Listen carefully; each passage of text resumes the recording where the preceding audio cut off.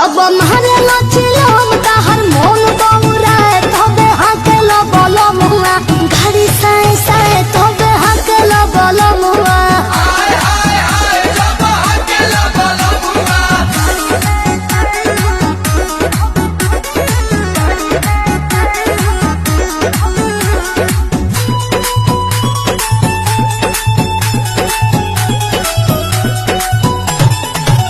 जब धुआं उड़ेला आसमान तो दहिया में जान आवेला उठे जियरा में अजबे तूफान भगती के उफान आवेला रोशन विश्वास कलु करी के बहाना भइले बड़ा आदत धनु पियला रोजाना